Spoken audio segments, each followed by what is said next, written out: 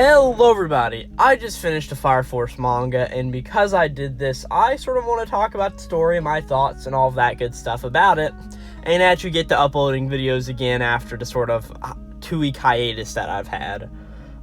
First off, sorry for the audio today. I am recording in my car during a rainstorm, so I can't really have down my windows like I like to get the correct airflow throughout, but that's beside the point. I'm not here to talk about water, I'm here to talk about fire today, and that means Fire Force. So, I got my start with Fire Force in, it was probably June of 2021. So, this was when I had just started collecting manga. I was on my first shelf, right? And I'd heard of this Fire Force series, but I didn't really know anything about it. So I picked up the first volume during my one of the first times I'd ever went to BAM. And I read through it, I experienced the series, right? And eventually I was like, alright, I'll grab volume 2. So I grabbed volume 2. And I kept going through this stage of, alright, I'll get some more volumes ever so often, right? I grabbed volume 3. I had to order volume 4 through Amazon. I picked up volume 5 earlier just so I could have it for when I needed it.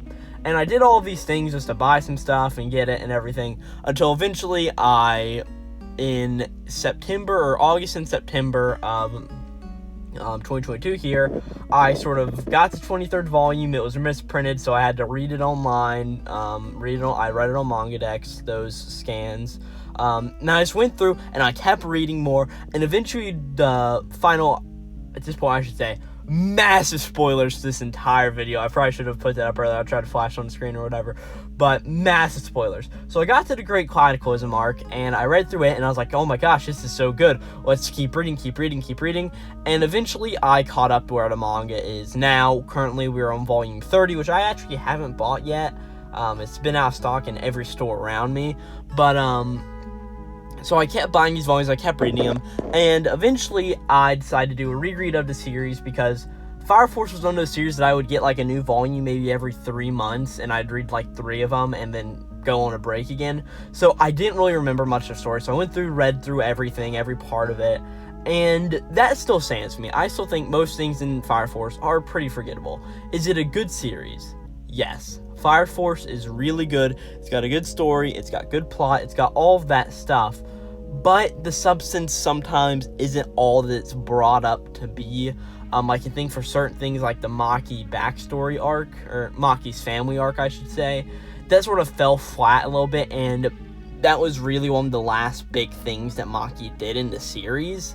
I sort of feel that, like, especially for most of Company 8, they sort of just died out in the end, it's pun intended, right? And then the epilogue, which I'll get to here in a second, didn't really hold on to anything for the rest of the series.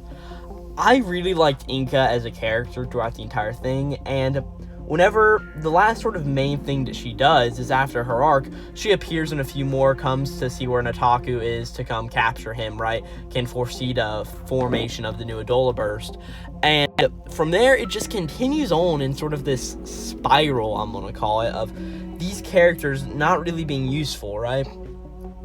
So you got, and then the only other thing that, Inka does, is she just appears out of nowhere with the Adola link with Shinra to go to the past.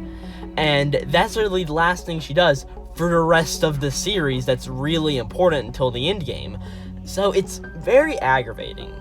One thing I did love about Fire Force was that side cast that wasn't Company 8 though, right? Like Company 7, like Shimon Benimaru and Lieutenant Konro were great characters, right? Also, it's another thing that I really like is the whole idea of every character sort of having like a name, right? Like Benimaru is the strongest, Kurono, who is, right,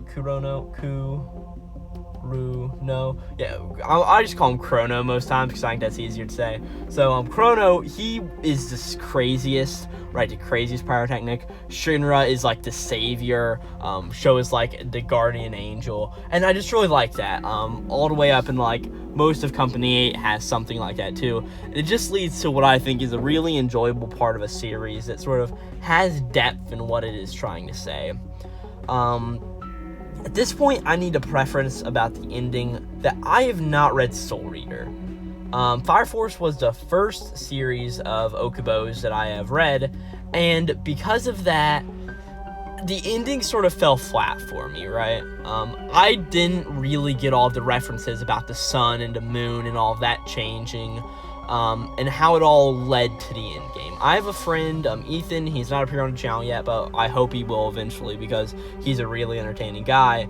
And he says that he loves Soul Eater. He's watched the anime. I've heard that the anime is not the best representation of the series, but that it's still, like, good. So I don't really know about that, but the whole thing with, like, death and then the final few pages of the chapter sort of leading into Soul Eater sort of fell flat for me because I didn't really know any of that, right? I didn't really know, like, okay, this one character is created in the image of Shinra, right? And the last chapter as a whole was very confusing, and I didn't really like it. It didn't really give us the payoff that certain characters have. Was it a bad ending by far? No, I think the final fight was really dang good. I just wish that more characters had more things than Joker going to fight his doppelganger and him beating him, and then Burns just coming out and helping him out, and then that's it. That's all their true role is for the rest of the time. It's just like, why? I wish there was more to it. But then the whole thing with Shinra Bancho Man and Homea, who becomes Evangelius, was really good, and the revival of Charon to make her sort of calm down. It was really good storytelling, and that was most of Fire Force. It was building up to the plot of, alright, the Earth was the first world, the second world is the next thing, and just building up on this idea of layering until you get this final product. It was very intriguing, and I enjoyed most of it. Like the stuff with the seventh pillar and the way that chapter was drawn, that was crazy interesting. The way that, I wouldn't know how that's done. Was it done in motion scans? What, did Okubo actually draw all of that? Just, how was it done? And because it was really good and interesting. But there's one thing I need to note.